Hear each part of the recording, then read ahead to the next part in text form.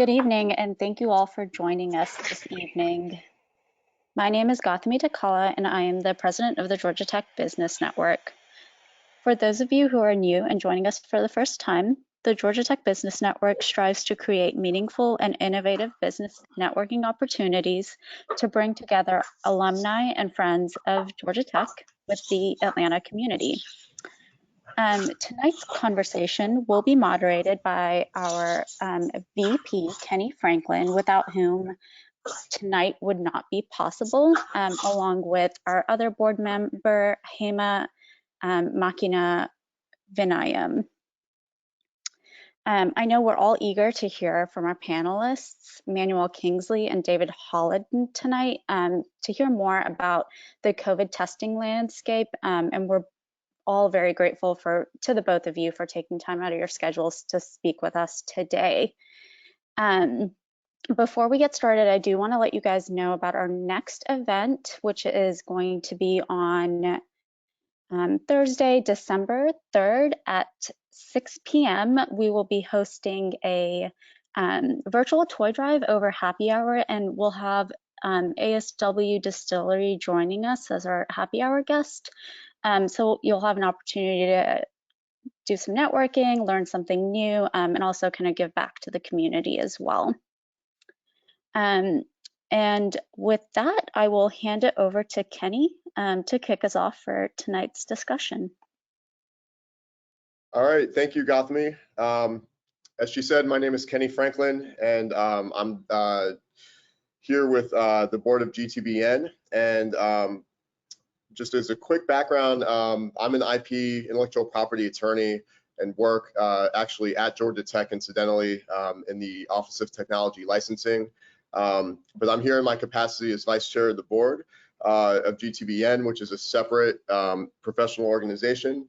And it's really my honor to be here with Dr. David Holland and Manuel Kingsley. Let me just give a couple of background points about why we're doing this panel, and then I'll introduce the panelists, and then we'll jump right in. So quite frankly, this really, the genesis of this was really my own personal confusion, to be honest with you. When I first started looking into getting a COVID test, I realized quickly that fortunately, by the time I was doing it, there were some different options out there available. There's a lot of information, I call it information overload, about the testing, a lot of information in the media, a lot of conflicting information that I hear, and it's just very confusing for someone if you're not an expert in medicine, if you're not an expert in statistics or in epidemiology, and most people are not an expert in those things. It can be very, very confusing to navigate the landscape, understand what these testing technologies are, and what the implications, most importantly, of a particular result is that you get if you go and take a test under any given circumstances. So, so between me and my team on the board, this really was a team effort. We put an agenda together to really try to target what questions we think people will have. I truly look at this as a panel of empathy. We are trying to put ourselves in the shoes of people and figure out what kind of information would help people navigate this landscape, as well as give a sense of what's going on in the field. There's news every single day about developments, so we'll spend a little bit of time talking about that as well. Couple of points. I have several questions for the panelists we're going to go through, and then we're dedicating a pretty decent chunk of time at the end to go through questions from the audience. And the way you do that is there is a questions pane on the panel that the control panel that you should be able to see. You'll also see a chat panel, but use the questions panel and submit a question. I'll tell you in advance, I apologize because we're not going to be able to get to everybody's questions most likely, but we will absolutely do the best we can. There's so much information on this topic, we could honestly do several panels and still not have enough time. So submit the questions that way. And also, just as an FYI, we're going to be really trying to focus on questions that relate to the testing. If there's time, we'll try to hit some other topics as well. I know there's a lot going on in the news about vaccines and things like that, so we'll possibly touch on that, but no guarantee. But also, we're going to steer away from questions people ask that might sound like they are really kind of personal to your particular situation. So if it's a question like, you know, I have this condition and I was exposed 4 days ago and I need to get a test, what should I do? That sort of thing, we have to defer you respectfully to your own healthcare provider. And with that, let me give a couple of disclaimers on this panel. As an attorney, I wouldn't be able to sleep tonight if I didn't do that. So this is all educational purposes only. We are here to provide educational information, background information. Please do not rely on this for any decisions that you have to make for your own healthcare. If you have any questions or have to make a decision about your own health, or for that matter, someone else's health, please talk to your own healthcare provider, okay? This is just educational purposes. So, all right. So with that said, the Q&A is going to be handled by my co-moderator, Claire Stam. She will pop on a little bit later. Claire is a colleague of mine, coincidentally a colleague at Georgia Tech as well. She's an attorney and the contracting officer in the Office of Industry Contracting at Georgia Tech, which negotiates agreements for research funding we get from companies, which there's a lot of. So she will pop on and be asking questions later from the audience. All right, so let me jump into just a brief background about the two panelists, and then we'll get into the agenda. So we first have Dr. David Holland.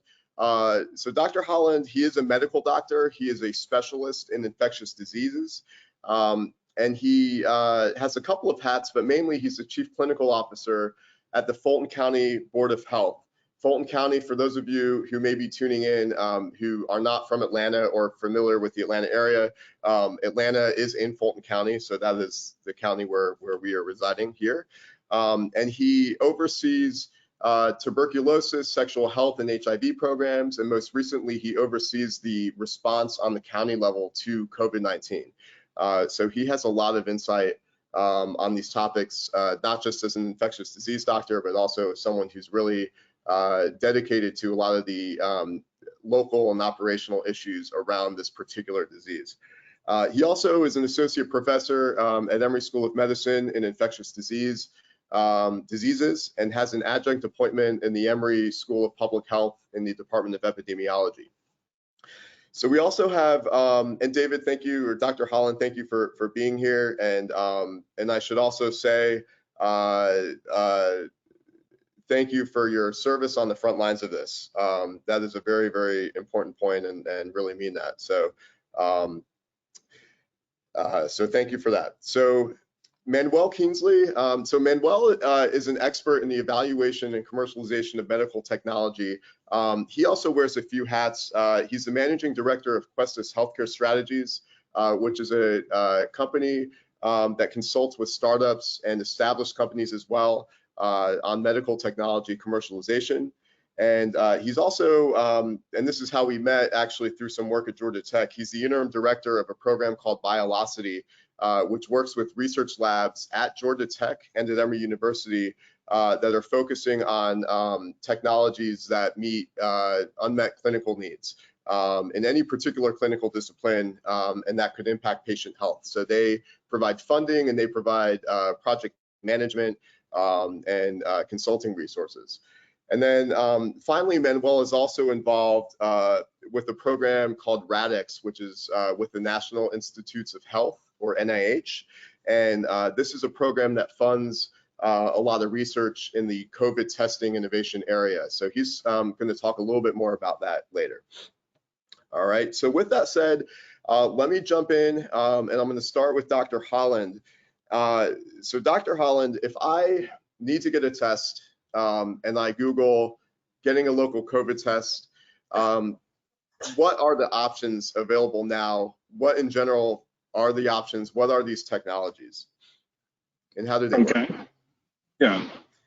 So the most commonly available test that we've got out there is what's called the PCR test, which is short for polymerase chain reaction. And this is a test for, it tests for the actual virus.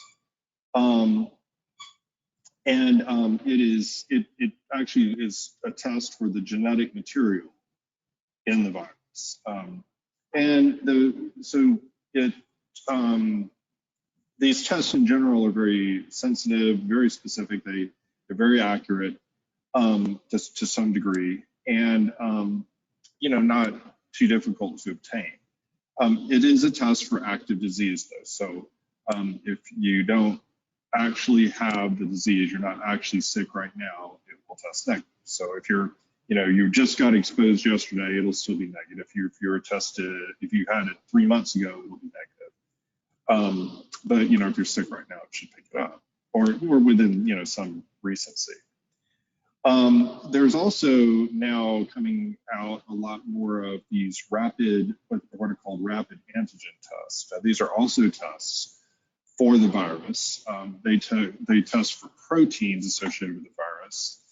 They can be done at the point of care. The PCR test has to be sent off to a lab generally, but the rapid antigen test can be done on site and take maybe 15 minutes to do.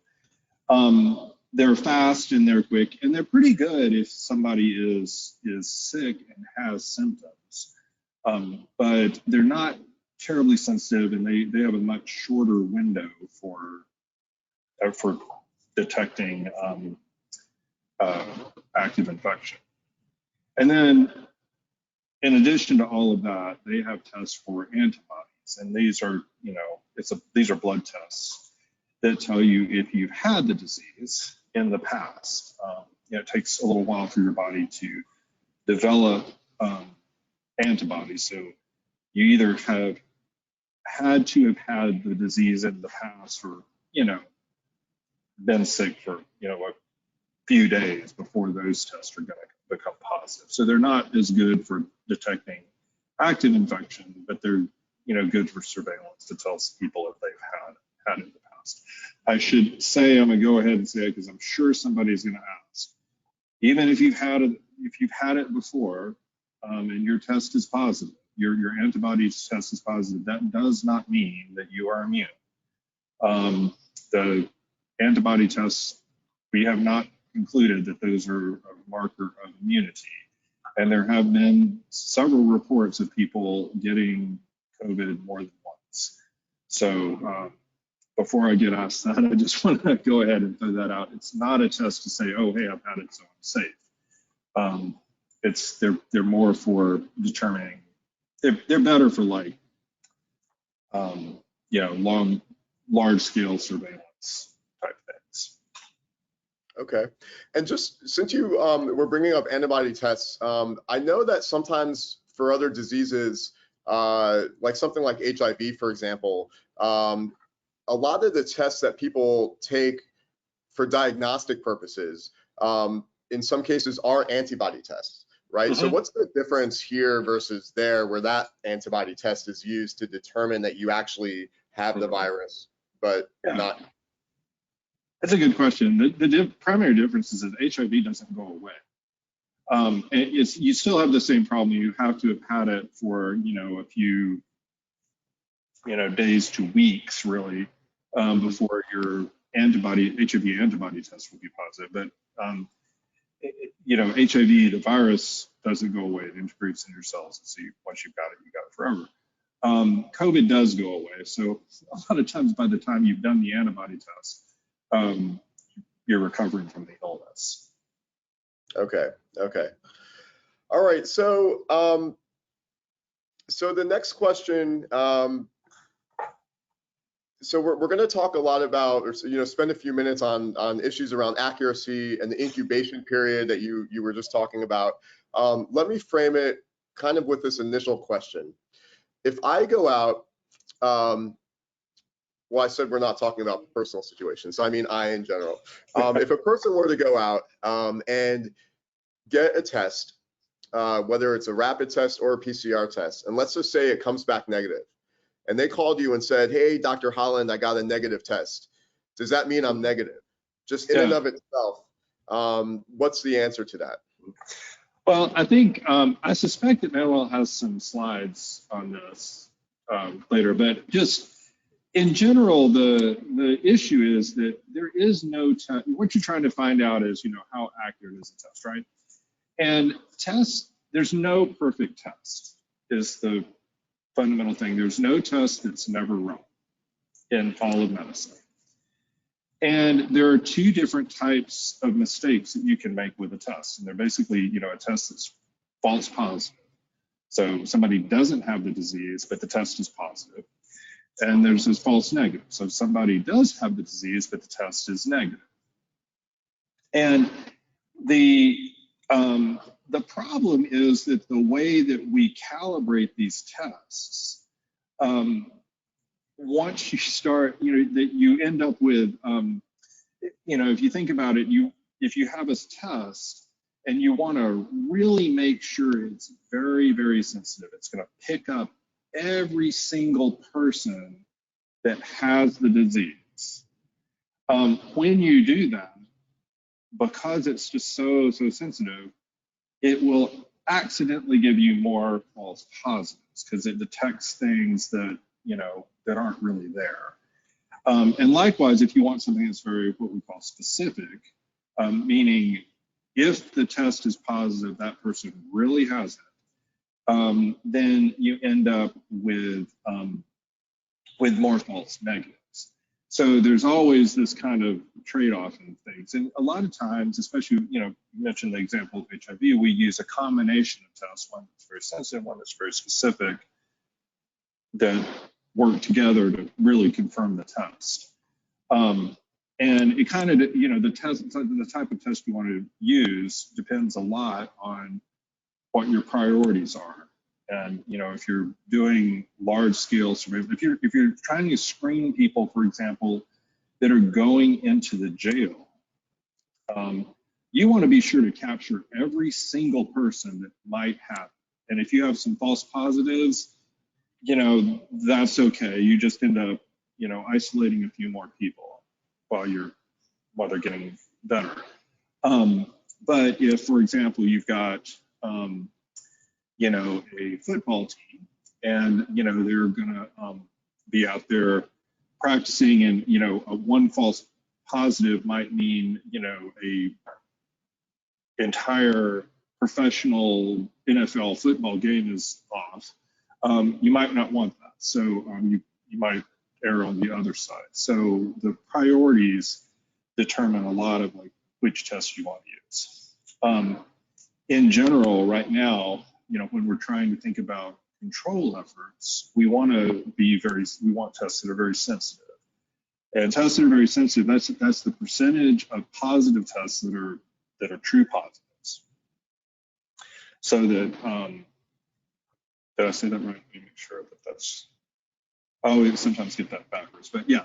So that a test that's negative really means it's negative.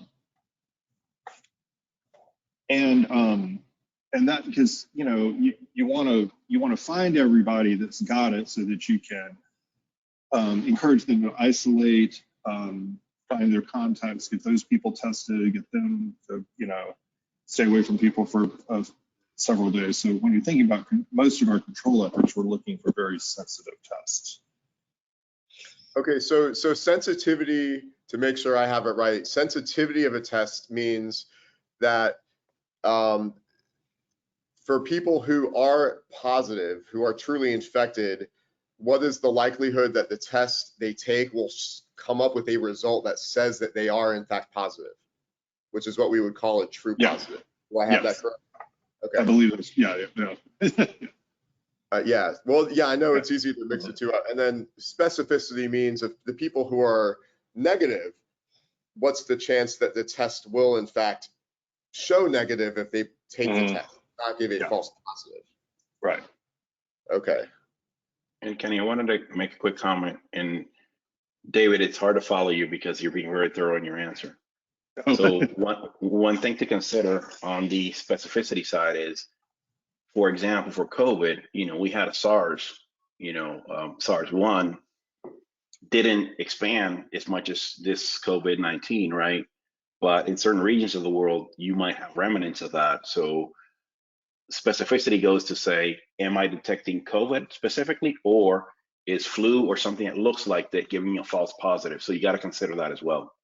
So not just the false negatives, but also, is it accurate to what I want? And remember that all diagnostic tests have error. No matter how long we've had them, what they're measuring, there's always like an error zone around them. So nothing is perfect from a technology perspective, right? Okay, so that's a good way to put it. So if a test is specific, what you mean is it is specifically able to find COVID, and it's not accidentally detecting other things and labeling them as positive when you're really not. Okay, so now we do hear about false positives sometime. Sometimes I know that even just the other day, Elon Musk had posted.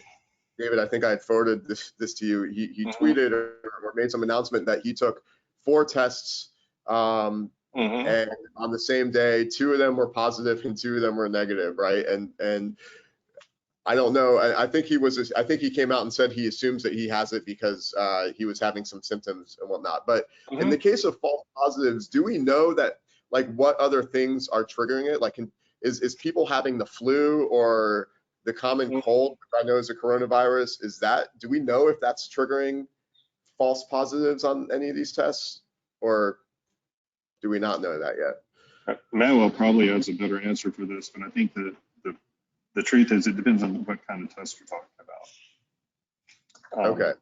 You know, the PCR tests are very specific, very, very specific. The antigen tests, not so much. But, you know, I think the question is, if you have 2 positive tests and 2 negative tests and symptoms consistent with COVID, that's much more likely to be a true positive, and that he had two false negative tests, because it's, you know, the a priori probability that he has got COVID, you know, somebody with symptoms of COVID in the middle of the pandemic, even without a test, you say, well, they probably have COVID, and then you're using the test to kind of confirm that. So that would be the more likely scenario. Okay. And I also should mention that I don't remember if someone said earlier, but we are recording this session. So if anyone's listening, this can get really confusing. You'll have an opportunity to go back and, like, listen to it again.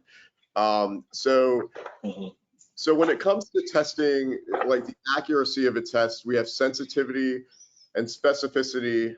There's also this concept called predictive value, positive predictive value and negative predictive value. Which one of you guys would like to do? Can you tell me kind of what the difference is and what this means? That's a David question. Yeah. Well, it's your example for Elon Musk. Okay, so the positive predictive value takes the sensitivity and specificity and it combines it with the prevalence in the calculation. It captures the prevalence of the disease in the population. So it basically asks the question, okay, in this particular setting with all, you know, disease running around and everything, what is the probability that a positive test really means this person has disease, or a negative test means this person doesn't have the disease? So in the case of that you described with Elon Musk, you know, somebody who has symptoms compatible with COVID, in an area where COVID is common, and a positive test, you know, that's a very high positive predictive value. And it's a low negative predictive value. You'd have to, you know, have a really very, very good test, you know, to say for sure that somebody in that setting really doesn't have it. Okay. And one thing to mention, Kenny, that David brought up, which is fundamental too, is so the test and how it's designed, how it's approved is really important, right? A lot of the tests that are out there, the vast majority of them actually, are for symptomatic patients. There's different reasons why manufacturers have gone down that route of approval. One of them is when you're symptomatic, generally, you know, you're in a higher viral load range, right? So there's more virus present, therefore the test can detect you with more accuracy. But the prevalence in the population is going to automatically affect how many false positives and negatives you have. Even with the same test, if you have a population that's very low prevalence or it's very high prevalence, you're going to have the false results change with the A test, right? Mm-hmm. So I don't mean to add more complexity, but I do want to make the point that this is nuance, right? And that's why also, interpretation of a result relies on a medical professional, because the test and the symptoms and other circumstances like contact with folks that were diagnosed, clinicians consider all those things to really be confident in the result they're seeing. Okay. So on an individual level, so if someone gets a negative result and says, what are the chances that this negative result is accurate? Is that sensitivity and specificity, or are we talking about predictive value where we have to think about prevalence? Like what goes into that consideration? Well, it's the positive and negative predictive value, but it's also, in the which does include the sensitivity and the specificity of the test. Right. But I would add in there, because you need to know like how common it is in the, just a general idea of like how common it is. If the person's symptomatic, and if symptomatic person, it's very common, you don't hardly even need a test. So, positive, they're positive. And if it's negative, I'd be very concerned, as a physician talking to somebody to say, hey, well, that doesn't make sense. I'd be more likely to say, that doesn't make sense. You sure do look like you've got COVID. So, maybe we should repeat the test or something. On the other hand, if it's, the person is completely asymptomatic and case rates happen to be down at the moment and they're just getting tested because they need to go on a trip or something, then I would say it's very likely that that's negative. Okay, and it's interesting because I think most people probably don't realize that,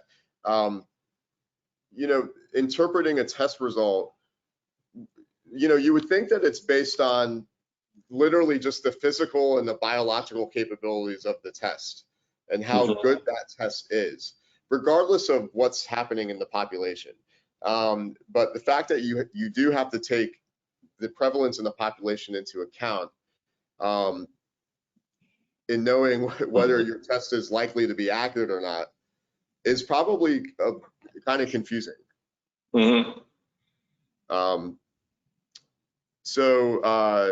And that's kind of an issue about statistics. We're not going to show a slide, I think, on positive predictive value, negative predictive value, but it's just kind of goes into that there's a number of different complex factors that are hard to say. So if someone has a negative test result, there's just a lot that kind of goes into that consideration as to whether you kind of know it's accurate, or same with a positive result. So one of the things, David, you were talking about is how long it takes for the virus to show up on these tests as well. So can we talk about that a little bit, which I think is called incubation period? Is that correct? Yeah, so exactly. So I think I actually have a slide on this, if I can. Okay, do you want to share that slide? Let me, hold on. Yeah. Okay, you should get a prompt to allow you to do that. Okay. Yep. What are y'all seeing? Are y'all seeing the slide?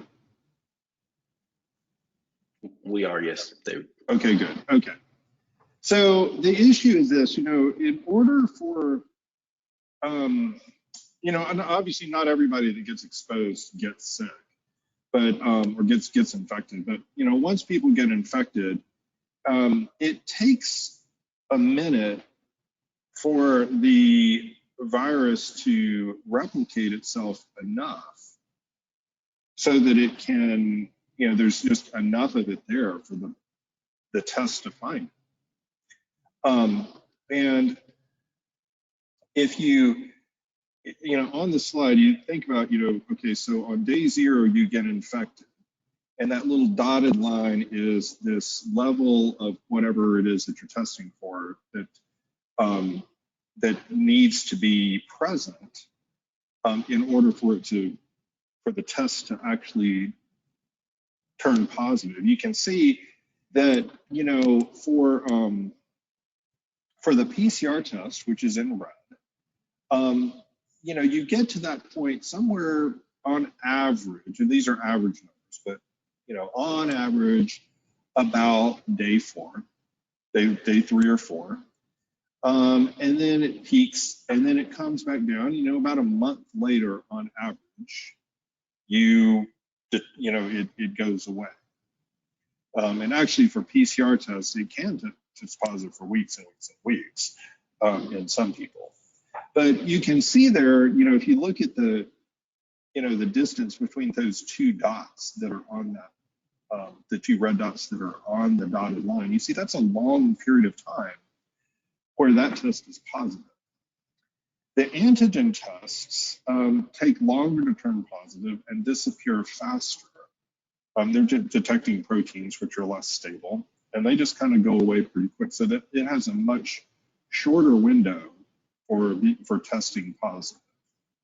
And the antibody test, that's actually, antibody tests typically stay positive for a long time. I think they're looking here on this for a particular type of, yeah, they are actually the IgM antibodies, which are a type of antibody that comes on quick and then disappears quickly. But in general, antibody tests should remain positive for a very long time.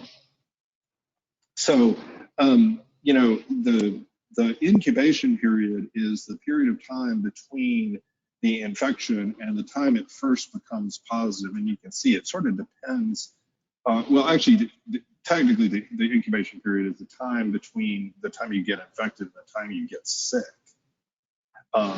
which on average for people with symptoms is about day 5, 6, 7, somewhere in there.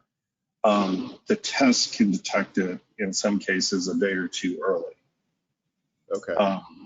But so that's the, I kind of got off talking about incubation period, started talking about the test, but yeah, that's the. Okay. So the peak is at 14 days. So, I mean, are you saying that basically is another way to say that if you take any of these tests and it can take 14 days, it may not show up on a test for possibly 14 days. Yeah, so on the peak period of time between the time that somebody has, you know, gets infected and the time they get sick is, you know, it's about 5 to 7 days, somewhere in there. It has been as long as 2 weeks. I mean, it's, you know, rare to go out that long, but it's been that long. So that's why we, you know, give people that 2-week quarantine, because if you haven't gotten sick in that 14-day period and haven't tested positive in that 14-day period, then, you know, you didn't get infected, you're not going to get sick, so you're good. But although most people get sick earlier, there are a few people that get sick later. But there's a lot of people who are completely asymptomatic, right? Or at least mild symptoms. So yes. So they shouldn't rely on, you know, have I gotten sick or shown symptoms? It's possible they not have any symptoms and they take a test and it can take up to this 14-day period for it to show a positive. Yeah, somewhere between 20 and 40% of people have no symptoms, but you know, there's, you know, that's probably includes in there some people that have very mild symptoms that may not, you know, if you really inquire, you know, press and stuff, you're like, well, maybe I have a little or something like that. It's pretty mild, and so they didn't really notice it, but most people have symptoms. And I have a couple of slides about that that, you know, I could talk to, or David might want to talk to, actually. Okay. Hold on. Just so it's pretty graphical, so it's easy to see. Okay, great. Please let me know if you can see that clearly. Yep. Awesome. Yeah, we're So good. I think this is, David, what you were alluding to, which is about 40% of folks, remain asymptomatic, and the vast majority actually have mild symptoms. So this is one of the tricky pieces of this condition, which is, a lot of the folks in blue actually might be spreading the virus unwillingly, right? They don't know they're sick, but they're infecting other folks, right? And then this is also interesting, which is from those 60% of patients, I mean, the symptom profile is different as well, right? And I'm gonna say, as David mentioned, this is more, I'd say, reference data, right? Not part of the challenge we have is the body of knowledge that is credible and precise is still evolving for COVID, right? That's one of the main challenges we've had. Okay. And so, oh, go ahead, David. I would just add to and I think Manuel sort of said, but just to state explicitly, even for people that do get sick and do have symptoms, they can be spreading the virus up to 2 days before they get sick. So, this is the reason we encourage people to wear masks everywhere, is because it's not just, well, hey, I feel fine, therefore I'm not sick. Well, you might not be sick, but you could still be spreading the virus. Okay. So one of the key points I think that comes out of this is that, and this is especially pertinent right now when everyone's talking about Thanksgiving plans, right? I think there's probably a lot of people out there who will go and get a test right before Thanksgiving, and they'll test negative and say, okay, I'm good to go. But that's not necessarily the case, because we have this, aside from the sensitivity and specificity questions, and it depends on what test they take. They could, if they have been exposed within as much as 2 weeks before they took that test, they may still test negative when they still have it, right? Or about to get it, really is, about to get sick. Yeah. Right, or about to start showing. Okay, and yeah, okay, all right. So let's see. Is there anything else about the accuracy question that I've missed before we move on that you guys think is important to kind of bring up? I mean, should people be going I don't know how many people would actually do this, but if you're going to get a test, so it sounds like to be able to interpret the result, you obviously talk to the doctor who's giving you the result, but you'd be accounting for when was the last time you could have actually been exposed. Are there symptoms or not symptoms? The doctor will know stuff about the accuracy of the test itself and the prevalence. So all of those things sort of come together. I mean, should a person, it sounds like the PCR tests on average seem to have so far the best sensitivity and specificity levels versus the antigen tests on average so far, or is that fair to say? In general, they're more accurate. Okay, so I mean, should a person be, looking at when they go and get a test, like who the manufacturer of the test is, what's the sensitivity? I don't know if people are going to do something like that or how many people would, but I mean, I do, but probably people aren't going to do that, right? Yeah. The thing is that, like, it sort of depends. If you're, anything that's going to go off to a lab is going to be pretty accurate, because those PCR tests are all pretty much the same. There are multiple platforms for them. And, these labs have a lot of oversight. So, that's the test itself, when it's in the PCR world, is probably not all that. Okay. Does the accuracy of any of the test results depend on how well, most of these are nasal swabs. I'm starting to hear about more saliva tests coming out, that sort of thing, but most of them are nasal swabs. Does it depend on how well the person does the swab or how deep they go, something like that? Absolutely. Okay.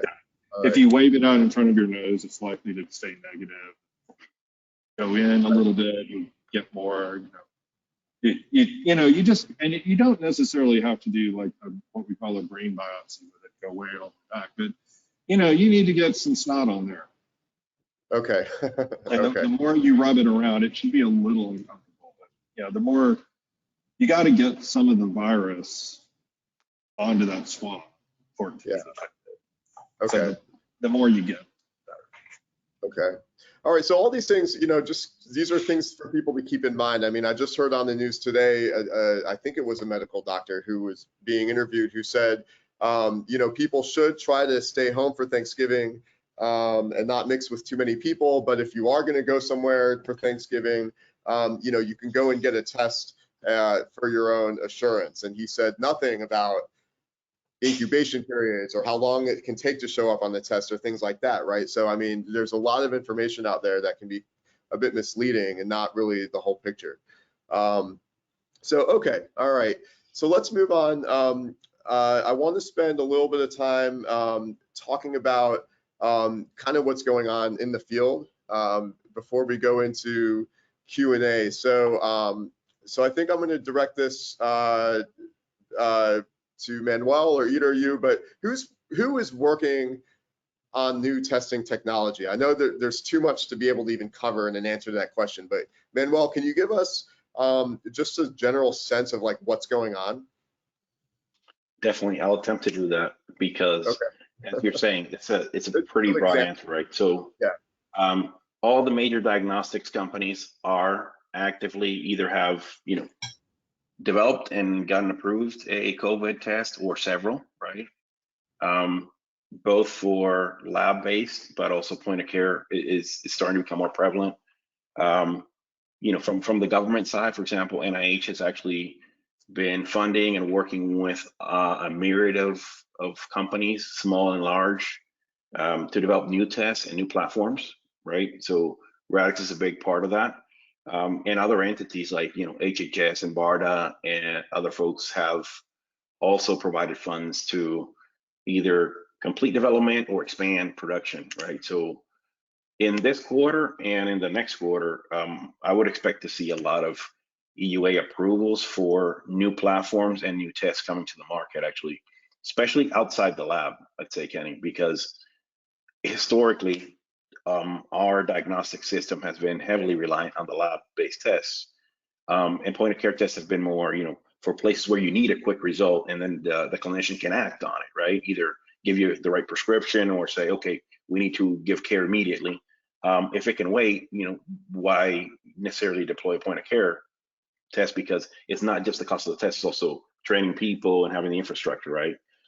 In this case where you might, you know, you have the need to test in settings that aren't healthcare, point of care makes a lot more sense, right? So you can have both of those vehicles available. So we'll see a lot of innovation there, but we'll see innovation in terms of sample type, you know, saliva becoming more prevalent, anterior nasal swabs becoming more prevalent. Folks don't tend to like the deep, you know, NP swabs. If it's one-off, it's okay, but if it's repeated testing, it's not as comfortable, right? Even more novel things like, you know, breath tests are in development, right? So I think we'll see a number of technologies. And even within PCR and antigen, I mean, within those categories, we've seen new platforms coming to market that do things differently, like much shorter turnaround, you know, 15 minutes instead of an hour. You know, not thermal cycling, right? So like single temperature isothermal reactions that microfluidic cartridges that make you know, they have all the reagents and everything there. You just put the sample in and they run. So we're seeing a lot of innovation on all fronts, which we would expect to see after, you know, COVID kind of, you know, stabilizes and hopefully we phase that out, this acute phase. Maybe it's some of the technology spilling over to other areas in healthcare, right? Mm-hmm. So safe to say we're trying to make a lot of, you know, make tests more rapid and make the rapid tests. So I know some of the antigen tests out there have had sensitivity issues. So you have more false negatives than you would like, right? So I think that's kind of a focus that a lot of people are.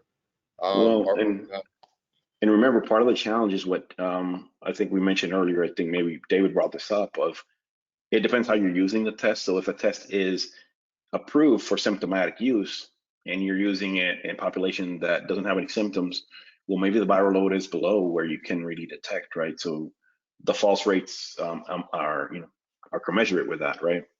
Mm-hmm. Yeah. There's other things that people are saying, or are trying to implement, thinking about like pooling and other things, right? So there's potential process innovation too happening. Okay. Now you mentioned EUAs, which stands for Emergency Use Authorization. I think everyone's hearing a lot about that on the news around vaccines and around testing. What is that exactly, and how high is the bar for? Let's just focus on COVID testing to get something through EUA approval and start deploying it to the public. So the normal process to have a medical product approved can be, the 510K process, or what's called a PMA. And the PMA, it requires clinical testing. The 510K doesn't necessarily require clinical testing. It all depends on what claims you make. And that's for a device or diagnostic. For therapeutic, the process is different, right? But in this case, an EUA is basically kind of an accelerated approval process where the FDA says, if you meet these requirements, and they've been pretty deliberate about saying what you need to do, like how many tests you need to run and in what characteristics, and even, you do live patient samples, but you also do things in the lab where you're challenging the test, right? They've been very prescriptive about that, but it basically allows manufacturers to quickly demonstrate that it's, accurate and performing appropriately. Mm-hmm. And then they can, go to the market with that. In many cases requiring, like post-market data to be brought back. And the expectations in EUA is a finite amount of time, right? So they will also say when that period ends, if you want to keep your test on the market post that, you need to have a traditional approval in place, right? Like a 510K process. And that being said, there's no expectation EUA would be withdrawn, right? And then any near term. There's still some EUAs, I think, anecdotally heard for like Ebola, for example. Mm-hmm. That's not a recent situation, right? So with the diagnostic tests, I know there's you have to show a certain amount of data from your own testing. Is there a kind of a minimum sensitivity and specificity? I don't. Maybe you don't know what the numbers are, but I mean, is there like does the FDA say like, hey, this is a threshold you have to at least? Yes. So each category of test has a specific template where the FDA says you need to meet these minimum thresholds and you need to meet these minimal sample requirements and other safety precautions too, right? Yeah. And keep in mind that each test is approved for a certain use setting. So some things might be approved for central lab use, or for, what is called the CLIA waiver is really, under the lab supervision. So it's not for folks, independently. And then there's the over-the-counter designation, or it could be at home with a prescription. So there's like a multitude of shades of approval, right? It's not just one. Yeah, and I saw there was one that just got approved like in today or yesterday, EUA approval, I think, for an at-home full testing kit. They don't even need to send it out. So we'll see what happens. Yeah. Okay, so thank you, Manuel. I have one other question for Dr. Holland, and then we'll jump to Q&A. So Dr. Holland, can you tell us just a little bit about the Fulton County Board of Health? For those of us in Atlanta, what resources do you guys provide as far as testing is concerned? And if you have a second and could just tell us, like, what is the role of a Board of Health on the county level? We know there's different levels of government that work on COVID, and you live in a city, you live in a state, on the state level. So what does the Fulton County Board of Health do? Is it normal? Yeah, so the Georgia public health system is centered around at the state level, and there are local districts that kind of do the sort of on the ground work. So the state kind of coordinates a lot of stuff, and the counties are kind of carried out. Fulton County, we're pretty lucky because we've got being basically most of Atlanta plus some suburbs. we get some additional funding from the federal government to do some emergency stuff. So we've been able to have a pretty robust testing and contact tracing effort. That testing itself doesn't solve any problem. You tell people, hey, you got a positive test, you got COVID, and for most people that's it's just kind of interesting news. But if people don't act on it and isolate for the 10-day period until they get better, then we haven't really done anything to control the disease. So we combine the testing with contact tracing, and also try to find, if you've got COVID, we want to know like who you've been around, and make sure those people get tested and isolate too, because this is really all we've had as far as control measures, other than the social distancing, which has been kind of not very robust, and then also encouraging people to wear masks. But we do offer free testing at 1, 2, 3, 4, 5, 6, 12 sites. If you include our partnership with Core Response, which operates a number of mobile testing sites in Fulton County. And all of those can be scheduled online through our website. There's a web link there. And we also take walk-in. Okay. All right. Great. So Claire, do you want to come on board and? All right. Hi. Everyone meet Claire, as I mentioned earlier. So Claire, do you want to jump in and start asking a few questions that we've gotten? So yes, we have a good 15 or 20. Yes, great. Thank you, Kenny. And we have gotten quite a few questions. So I'll just jump in with the first one on asymptomatic testing. I know, Dr. Holland, you covered for a second that 20 to 40% of people are asymptomatic. And I think that asymptomatic patients are probably the biggest concern for a lot of people. And so are asymptomatic people more or less likely to have false negative tests? Mm-hmm. Yeah, so I think, so first of all, like people that are symptomatic a lot of times have more virus, and so it is a little generally easier to find that they become positive earlier and so forth. I guess it's been a little,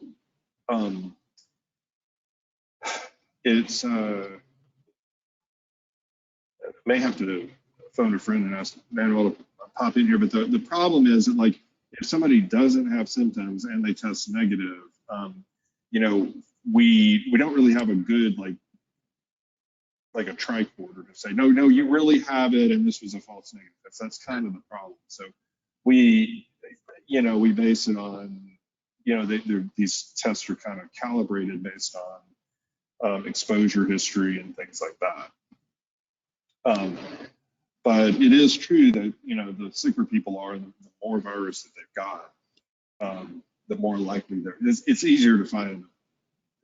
Tests are more likely to be positive because it's easier to find the virus. And you are more likely to order a second test, as David was alluding. If there's symptoms and it says no, you're like, let's do another one, right? If it's symptomatic, you're like, yeah, makes sense. And just press forward. So, and I'm also wondering if part of the premise of the question in the comment that asymptomatic people are like, relatively speaking, like more of a concern. I have a feeling that might be coming from the perspective that people who are symptomatic will be staying home and not be maybe going out as much. And then there's other people who, if you're not showing symptoms, you don't think you're sick. So someone may think that there could be all types of people out there, and if they're sick, they would stay home. But if they're not visibly sick, they might be. And you want to turn that around a little bit, and that's why you should always wear masks and always try to be socially distance aware, right? Because you don't know. I mean, anybody could be carrying the COVID. You just don't know, right? Yeah. And I think that's the thing is that, you know, people that are asymptomatic are thought to be less contagious, but can still pass it on. And again, you know, there's a lot of people that actually have symptomatic disease and they're about to be really, really sick. But for the 2 days before that, when they don't have any symptoms, they're still, you know, able to transmit the virus. That's 2 whole days before you have a clue that you're sick. So, you know, that's the reason for the social distancing and the mask wearing and everything. But you don't, you know, you might have it and just not know it. And you know, we don't really hear much. I don't hear a whole lot about surfaces anymore. It's always about, not always, but it's about people and fluid air and droplets. And like, is that still a concern? And like, what's the latest on that we know?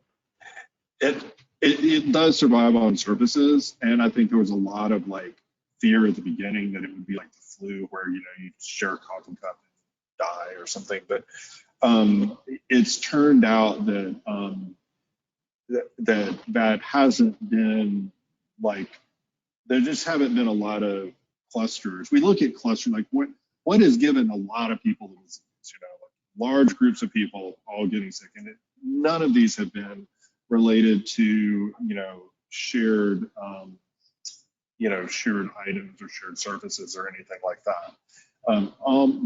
Just the vast majority of it is just direct person to person, not even like, you know, person to person, like within 6 feet kind of thing. So, and remember, the flu is still out there. Colds are still out there. Oh, all other diseases are out there. So.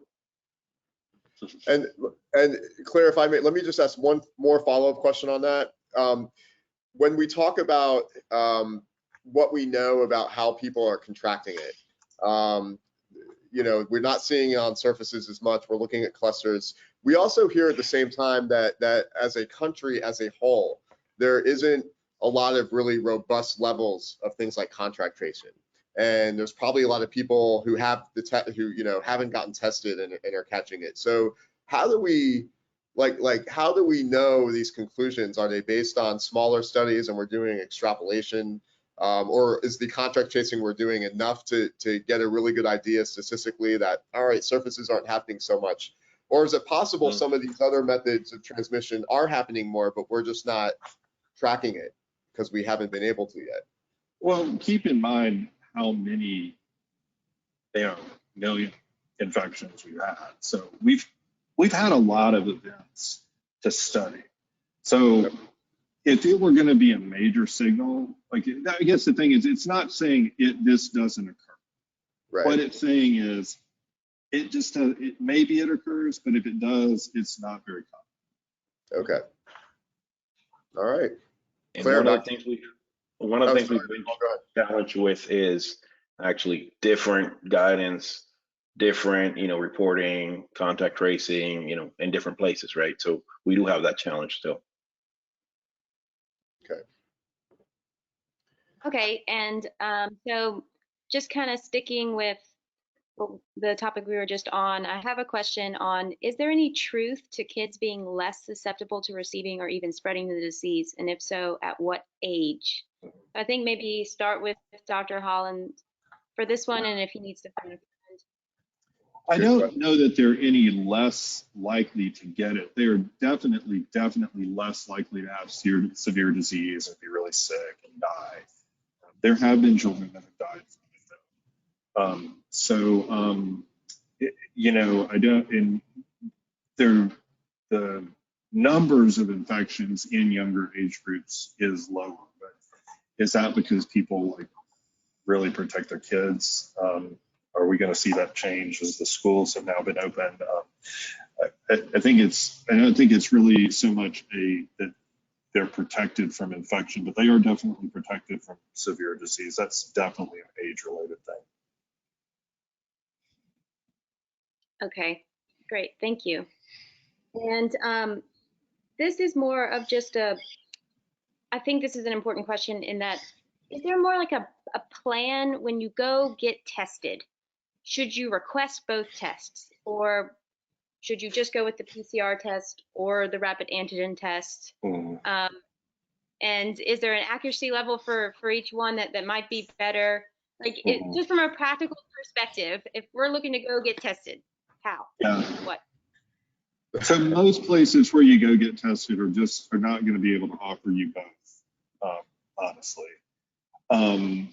And, you know, for example, we only offer the rapid antigen test for people that are symptomatic, because that's really where, you know, if you saw my slide, that's really where the accuracy is.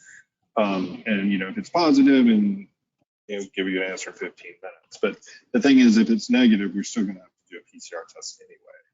So, and the chances of it being positive on somebody who's asymptomatic is pretty low. So we just don't, you know, there's no real point in doing that. That's just for your average person getting tested. Now, the other thing that I didn't mention, because it doesn't really apply to, you know, most people, but in certain settings like the jail or homeless shelters, someplace like that, it is one of the advantages of the rapid tests is they are rapid. And so and they're point of care, so they're very easy to do. So you can do them instead of like just doing them, do one and then send it off to the lab. You can actually do one and then do another one 2 days later, and then another one 2 days later, and then that window that, you know, where it's positive, they kind of overlap. And so it's possible in certain settings where you really kind of need to find somebody that's positive really quick to get them out of a population or something. You can just stack them like that. But you know, for most people that are asymptomatic, it's just really not worth trying. But so in general, a rapid test, you know, and again, assuming, you know, let's just say you've quarantined for a couple of weeks or something, and you go and you're asymptomatic, you go and get a rapid test, you know, people can be pretty confident without requesting this backup PCR test, or not so much, because it's really better if you have symptoms if you're taking a rapid test. Right. Because again, that window is short, and maybe during that window, during that, you know, 14-day period, you were sick, you had it, you got it, and got rid of it. You know, kind of on the downslope of it, when you go get the rapid test, there's just not enough on it there to test positive. You know, 2 weeks is either a long time or not very much time, depending on how you look at it. If you're getting ready to go into it for quarantine, then it's forever. But you know, it's not that long. So, but it is long enough to, you know, where that little period of that window for a rapid test might disappear. And remember, you know, the fact that it's rapid, I think you have to, you know, is it a molecular test, aka PCR, or is it an antigen test? That's the difference, right? If it's a 5-minute test or 10-minute test, that doesn't necessarily say it's more or less accurate, right? Okay. Right. Especially as new platforms come on the market, you'll start seeing that more and more. Okay. And by the way, I was laughing a little bit, Claire, when Claire was asking the question, because I actually once did that. I was went and got a rapid test, and I asked them to do a backup PCR because I thought I was being really intelligent, but probably wasn't necessary or just relevant at the time. But anyway, all right. But if you ask them what test they're doing, you know, all UAs are public, so you can actually look up the information on test performance if you're curious. Yeah. You're still going to rely on a clinician to guide you through the process, right? Right. Okay, so sticking with the playbook question, we're 1 week out from Thanksgiving. If we want to spend Thanksgiving with family, I know we touched upon this for like a hot second from before, but what would you recommend? Should we all go get a couple rapid tests to take over the next week? No, because again, you know, the test is only good at the moment you do it, and maybe for a little bit before. You know, it doesn't tell you you can test positive, test negative today, and then get sick tomorrow. that happens. And I think the real like cautionary tale here is the White House, where they were testing everybody all the time and still only got through, right?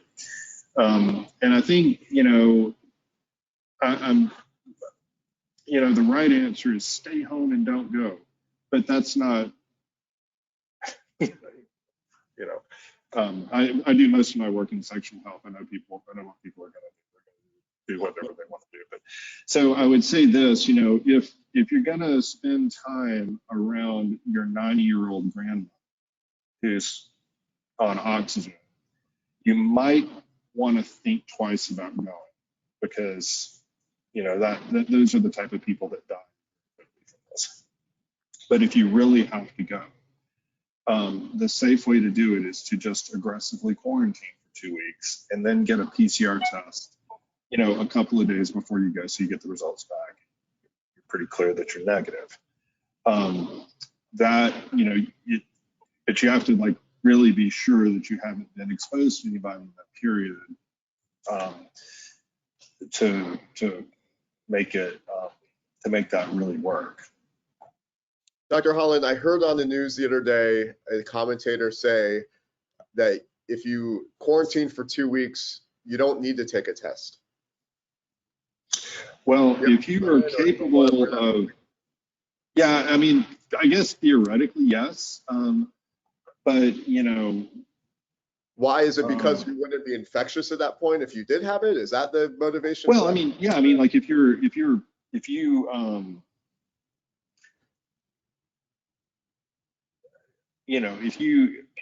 if you really, well, I don't actually agree with that now that I think about it. I just don't agree with it, because the thing is that if you think about it, like, okay, you look at today and you go back 14 days, or go back 15 days. Let's say I got exposed 15 days ago. And then quarantined successfully and didn't see a soul for 14 days. 5 days ago, I could have developed COVID and been asymptomatic and not know it. And still have, be just a little bit infectious at this point. So you want to do that test kind of toward the end of your quarantine period. For context, what we recommend is day 10. Day 10, day 12, something like that, just to say, not only do I not have it now, but it actually, goes back a few days, right? So, I didn't get it. I made it through without getting sick, and I can go. But you have to really aggressively quarantine. I'm going to quarantine, but I need to go to the gym. That doesn't count. Quarantine, but I've got to go to work every day. That doesn't count. Got to kind of be away from people. Okay, thank you. And this is an interesting question on slow viral shedding, and which the idea is if someone tests positive for a PCR and then week after week they're continuing to test positive for a PCR, how long should you wait before they're, well, I guess it's a two-part test, before they're not contagious anymore? Mm-hmm. And then when should we give them the antibody test, or when should the antibody test be taken? Should it be 90 days or another time period? Mm-hmm. Well, I'm going to answer that in reverse order. There's not necessarily any point where you need to do an antibody test, because it doesn't really tell you much. It's good for surveillance, just kind of knowing in the large population how many people have been exposed at some point, but it doesn't really tell you anything very predictive. It certainly doesn't tell you if you've gotten better or if you're immune or something like that. But once somebody has developed COVID, the PCR test, it's really, this is a problem with the PCR test. It's very sensitive. It's actually so sensitive. And the genetic material that it detects is stable, relatively stable. So it can kind of hang out in your body, like pieces of dead virus hanging out in your body can last for weeks and weeks and weeks, and especially people that were really sick. It just gets all up in there. So if you do a really good test and just keep testing people, they can test positive, test positive, test positive, test positive, test positive. But they've done really good studies on those, like using viral culture, looking for virus that can actually replicate and make people sick. And they've shown that for 97.5% of the people that have COVID, 10 days after they develop symptoms, it's gone. And even if the PCR test continues to be positive, they no longer are shedding contagious viruses able to infect people. So we say 10 days after you develop symptoms, or 10 days after your fever goes away, whichever's later, or 10 days after your positive test. The 2.5% of people that do continue to put out the contagious virus after that 10-day period, those are all people that are like in the ICU and sick. These are very sick people. So those recommendations are a little bit different for people that are in the ICU. But if you've been in the ICU for COVID, you're probably not going to be going to the store for a while anyway. You're gonna be recovering for a bit. So it's usually not. That's more a question for like hospital infection control than our average advice that we would give to a patient. And they're all gone, by the way, by 20 days. So. Okay, thanks. And is there any knowledge that either of you have on how long antibodies are tending to last? Any research on that? Well, it depends. Because there have been some studies that show that people that have very mild disease, some of them lose their antibodies, after a month or two. The problem is that, again, that doesn't really tell you anything. Just because you can't detect antibodies circulating in the blood doesn't mean your body forgot how to make them. And your body can crank up antibody production pretty quick. There's also this thing called cell-mediated immunity that has some effect on the virus as well. So we don't really know from the, just from blood tests and everything, what makes people immune. And I'll say, that's different a little bit than, sorry about the dog. Somebody's just delivered something at my door. But that's a little different than these studies that they're doing for the vaccines, because with the vaccines, what they're actually doing is giving people vaccine and then telling them go out in the world, do things, and find out, do you get COVID or not? And the two Pfizer and Moderna vaccines actually they make people make antibodies and do all these other things they can measure, but the real measure is they protect people from getting COVID. So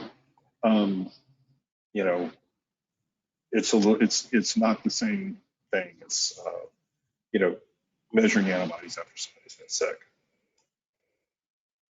If that makes sense. Right. Yes, it does. And I think we test like we just talked about mail order tests for just a hot second. But Manuel, this might be a question more directed toward you. Do you know what kind of tests the mail order tests are, or the ones you can do from home? I mean, are they more likely to be the rapid antigen test or the PCR? Any knowledge of that? So those are two separate questions. So the home test could be either one, more likely to be antigen, but PCR tests are coming to the market with home designation. If they're sending them to a lab, typically they're going to do a PCR test if it's going back to a central lab, as David alluded to. I mean, most lab platforms are going to do molecular testing, or they're going to be on a genetic platform, for example, but they're going to be high accuracy. Actually, the challenge with the mailing it is, you're measuring the point in when you take the sample, right? So you got to consider that, and then whatever delay you have in getting the result. So the turnaround time is important. So if you can get the mail order, in a day or two, perfect. If it takes 5 days, not as useful, right? Right. And I think we're out of time. I have a couple more questions, if Kenny, if that's okay, or we can call it now. Are you guys okay sticking on for just a couple more minutes? We started a few minutes late, so that would, if you're okay. That'll be fine. Yeah, let's do like a couple more questions and then we'll call it an evening. Okay. And I've gotten this question a couple times. Is there a number one symptom that we have for COVID? I mean, will everyone always have fever, or should we say not tasting is the number one thing that's a for sure COVID thing? Anything along the lines of symptoms? I'll start with Dr. Holland. David, Dr. Holland, we can't hear you. I'm sorry, I forgot I muted myself. Yeah. Oh, that's okay. Yeah, so fever is the most common thing. But you know, some people, of course, develop, you know, cough, headache is another kind of common thing. The sort of classic thing that is the loss of taste and smell, which there's some various things that can cause that, but they're not really common in the population right now. So like that's the one that, like, if you have, it's not like the most common symptom, but it's the one that if you get that, you're like, I need to have COVID. I've probably got COVID. Like my friend that posted on social media from a bar telling me that he could not telling everybody that he could not taste the margarita he was drinking. And I was like, dude, you are at a bar, you got COVID, and you just told the world, come on, go home.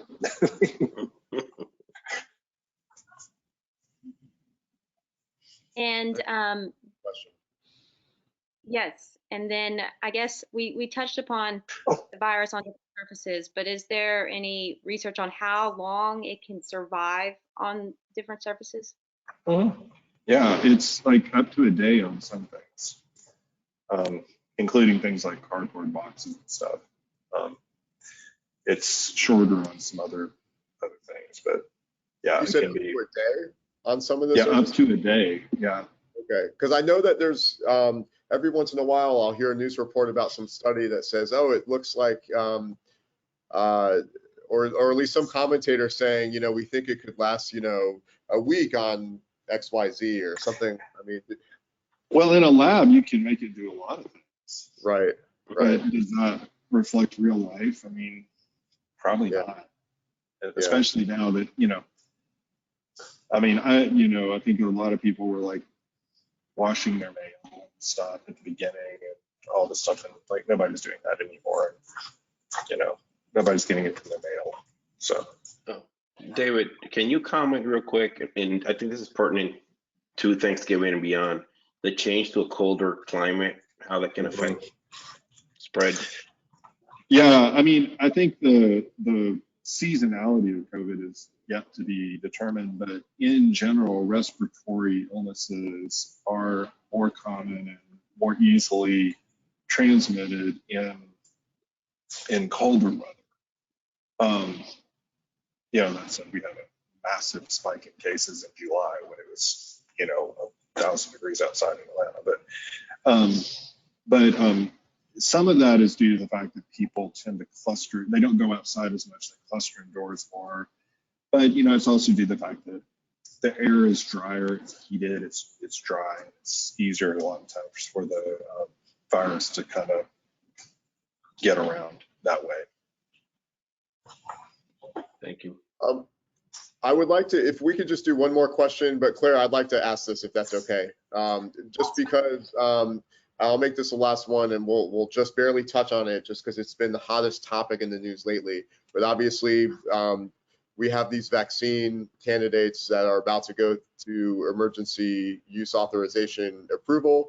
You know, there's a lot of talk on that. I know that there are certain levels of the population that are skeptical, not because of them being necessarily part of like what we traditionally call the anti-vaccine movement, but more about like, hey, this happened really quickly.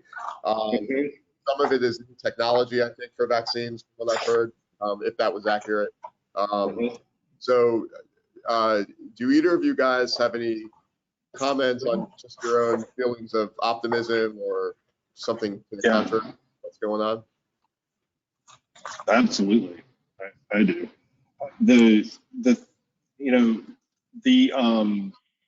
None of these were rushed. They moved very quickly, but all of the steps were followed. The thing is that it usually takes a long time to do these things because you have to do this and then do this and do this and do this, and then you submit for FDA approval and say, hey, we got a vaccine, okay. And then once you get the approval, you start manufacturing, all right? Because companies don't want to take a lot of risks, like you're going to do this, do this, do this, and then, oh, here it failed, and so now we've wasted this money. With these vaccines, the government threw a lot of money at it to take a lot of the risk out of it, so that instead of having to do this and then this, some of these steps they were able to do at the same time. And while they were doing that, they were also manufactured so that, if the studies were successful and worked, then they already have the vaccine ready to go. Like no company would ever do that normally, because like if it fails and you've wasted all this money manufacturing vaccines they'll never use, but the government just took that risk out and said, we'll buy the vaccines, and even if they don't work, we'll destroy them. We're just going to take this risk out. So that's how this happened quickly. It's just parallel processing instead of serial processing. And they were tested on thousands of people. There's no safety signal, no serious safety signal. They worked astonishingly well.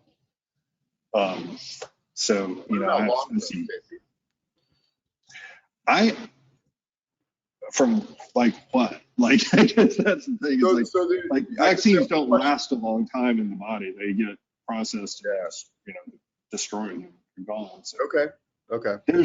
There really just hasn't been examples beyond like conspiracy theorists and the anti-vaxxers and stuff like that of long-term problems associated with vaccines. Mm-hmm. The only exception are these. There's a subset of vaccines that are live attenuated vaccines. These are vaccines that are actual live viruses that are damaged. And every now and then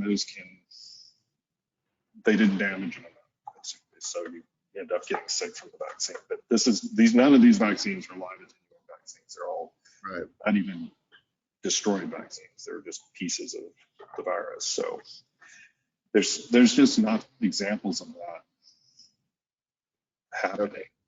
I guess the question was coming more from like one of the vaccines I think is a new vaccine, like the messenger RNA, right? Which what I heard hasn't been used in a vaccine before. So I can see people just at home wondering, well, the other vaccines are safe so far, but do we know about this one in the long term?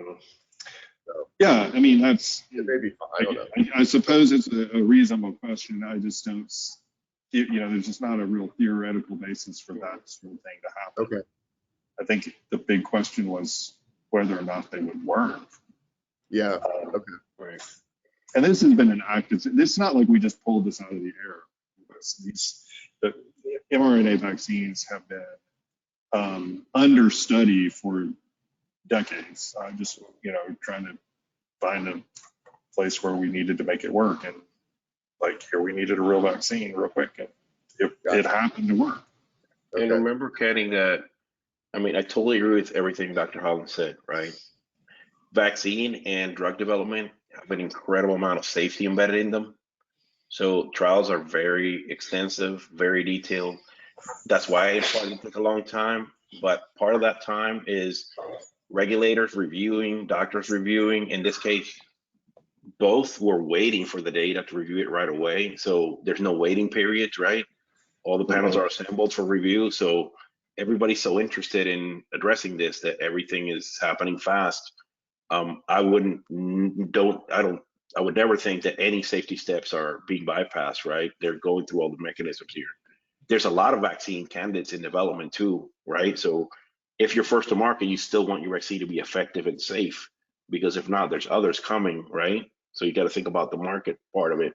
But one thing I did want to point out is vaccines are going to take time to ramp up and distribute broadly. So precautions are still going to be necessary.